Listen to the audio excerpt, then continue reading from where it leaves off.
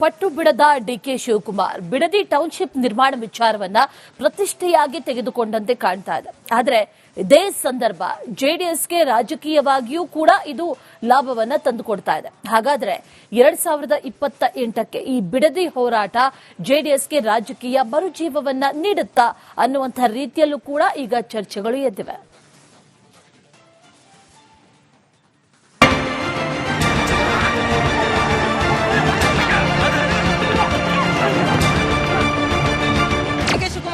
ಏನಂದ್ರೆ ಬಾಂಬೋ ಇಲ್ಲ ಏನನ್ನ ಗುಂಡಿಗೆ ಸಾಯಿಸ್ಬಿಟ್ಟು ಅವರು ಟೌನ್ಶಿಪ್ ಮಾಡ್ಕೊಳ್ಳಿ.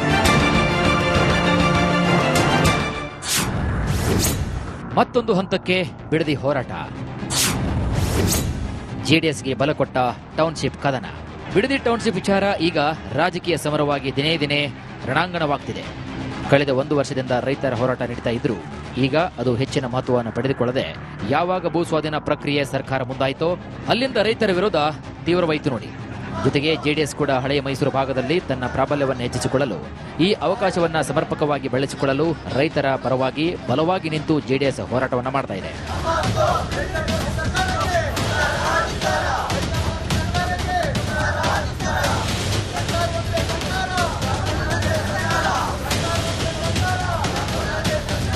ರೈತರ ಪರ ನಿಂತಿರುವಂತಹ ಹೋರಾಟಕ್ಕೆ 2028ರಲ್ಲಿ ಜೆಡಿಎಸ್ ಮತ್ತೆ ಪುಟಿದೇಳುವ ಸಾಧ್ಯತೆ ಕೂಡ ಇದೆ.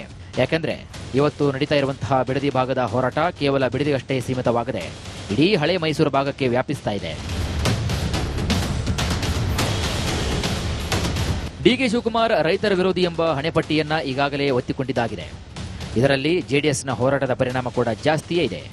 ಈ ಹೋರಾಟ ಕೇವಲ ಬಿಡದಿಗಷ್ಟೇ ಸೀಮಿತವಾಗದೆ ಹಳೆ ಮೈಸೂರು ಭಾಗದಾದ್ಯಂತ ರೈತರ ಒಕ್ಕಲಿಗರ ವಿಶ್ವಾಸ ಗಳಿಸುವಲ್ಲಿಯೂ ಕೂಡ ಜೆಡಿಎಸ್ ಯಶಸ್ಸು ಕಾಣ್ತಾ ಇದೆ. ಇದೆಲ್ಲ ನೋಡ್ತಾ ಹೋದರೆ ಬಿಡದಿ ಟೌನ್ಶಿಪ್ ಹೋರಾಟ ವಿಚಾರ ಜೆಡಿಎಸ್ಗೆ 2028ರ ಚುನಾವಣೆಗೆ ಮರುಜೀವ ತಂದುಕೊಡ್ತಾ ಅನ್ನುವಂತಹ ಚರ್ಚೆಗಳು ಕೂಡ ಹುಟ್ಟಿಕೊಂಡಿವೆ. ಅವರ ಮುಂದಿನ ಕ್ರಮ ಏನು ಅನ್ನೋದನ್ನ ಯೋಚನೆ ಮಾಡಿ ನನ್ನ ಕಾರ್ಯಕ್ರಮ ರೂಪಿಸ್ತೇನೆ. ನಾನು ಟಿವಿ ನೋಡಿದೆ, ಸದ್ಯಕ್ಕೆ ಈ ಸರ್ವೆ ಮಾಡ್ತಕ್ಕಂಥದ್ದನ್ನ ನಿಲ್ಲಿಸಿದ್ದೇವೆ ಅಂತೇಳಿ ಹೇಳಿದ್ದಾರೆ. ಸ್ವಾಗತಿಸ್ತೇನೆ. ಅದು ಸದ್ಯ ಅನ್ನೋದನ್ನು ತಪ್ಪಿಸಿ ಈ ಒಂದು ನಿಮ್ಮ ಯೋಚನೆ ಏನಿದೆ ಇದನ್ನು ಕೈ ಬಿಡಬೇಕು ಅಂತೇಳಿ ನಾನು ನಿಮ್ಮಲ್ಲಿ ಸವಿನಯವಾಗಿ ಪ್ರಾರ್ಥನೆ ಮಾಡಿ. ದೇವೇಗೌಡರು ಇದುವರೆಗೆ ನೇರವಾಗಿ ಬಿಡದಿ ಟೌನ್ಶಿಪ್ ವಿಚಾರದಲ್ಲಿ ಹೋರಾಟಕ್ಕೆ ಧುಮುಕಿರಲಿಲ್ಲ. ಆದರೆ ಇದೀಗ ನೇರವಾಗಿ ದೇವೇಗೌಡರು ಬಿಡದಿ ಅಖಾಡಕ್ಕೆ ಇಳಿದಿದ್ದಾರೆ.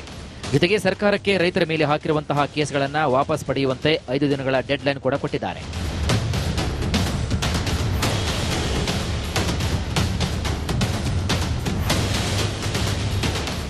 ಇಲ್ಲವೇ ಧರಣಿ ಮಾಡುವುದಾಗಿ ಸರ್ಕಾರಕ್ಕೆ ಎಚ್ಚರಿಕೆ ಕೂಡ ಕೊಟ್ಟಿದ್ದಾರೆ. ಒಂದು ವೇಳೆ ಸರ್ಕಾರ ಮಣಿಯದೇ ಹೋದರೆ ದೇವೇಗೌಡರು ಹೋರಾಟ ಮಾಡುವ ಸಾಧ್ಯತೆ ಕೂಡ ಇದೆ. ಬಳಿಕ ಹೋರಾಟ ಮತ್ತಷ್ಟು ತಾರಕಕ್ಕೇರುವ ಲಕ್ಷಣಗಳು ಕೂಡ ಕಂಡುಬರ್ತಿವೆ. ಹಾಗೇನಾದರೂ ಆದರೆ ದೇವೇಗೌಡರು ಒಬ್ಬರೇ ಧರಣಿಗೆ ಕೂರುವುದಿಲ್ಲ. ಬದಲಿಗೆ ಹಳೆ ಮೈಸೂರು ಭಾಗದ ಬಹುತೇಕ ಜೆಡಿಎಸ್ನ ಶಾಸಕರು, ಮಾಜಿ ಶಾಸಕರು ಹೀಗೆ ಜನಪ್ರತಿನಿಧಿಗಳು ಕೂಡ ಧರಣಿ ಕೂರುವ ಮೂಲಕ ಸರ್ಕಾರಕ್ಕೆ ಮತ್ತಷ್ಟು ಮುಜುಗರವನ್ನು ತಂದೊಡ್ಡುವ ಸಾಧ್ಯತೆಗಳು ಕೂಡ ಹೆಚ್ಚಿವೆ.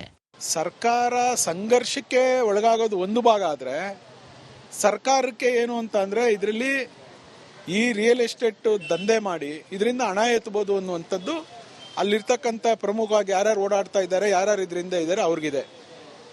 ನಾವು ಮುಖ್ಯಮಂತ್ರಿಗಳಿಗೂ ಕೇಳಿದ್ದೀವಿ, ಹಿಂದೆ ಮುಂದೆ ಇದ್ದಂಥ ಸಿದ್ದರಾಮಯ್ಯ ಸಾಹೇಬ್ರಿಗೂ ಕೇಳಿದ್ದೀವಿ, ಇವ್ರನ್ನೂ ಕೇಳ್ತಾ ಇದ್ದೀವಿ. ನೀವು ಯೋಜನೆನ ಕೈ ಬಿಡಿ.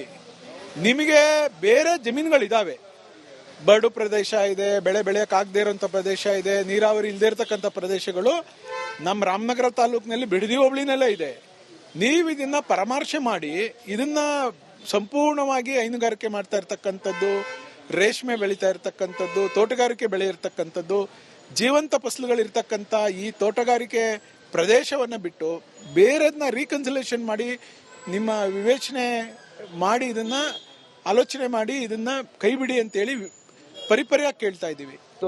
ಎತ್ತಿಕಟ್ಟುವಂಥ ಪ್ರಯತ್ನದಲ್ಲಿ ಅಮಾಯಕರು ಸಿಲುಕಬಾರ್ದು. ದಯವಿಟ್ಟು ಅವ್ರದ್ದೇನೇ ಇದ್ರು ಸರ್ಕಾರದ ಮುಂದೆ, ಅಧಿಕಾರಿಗಳ ಮುಂದೆ ಹವಾಲುಗಳನ್ನು ಹೇಳಬೇಕೆ ಹೊರತು ಈ ಪೊರಕೆಗಳು ಎತ್ತು ಅವ್ರಿಗೆ ಹೊಡೆಯೋದು ಬಡಿಯೋದು ಅವೆಲ್ಲ ನಮ್ಮ ಭಾರತ ದೇಶದ ಸಂಸ್ಕೃತಿ ಅಲ್ಲ.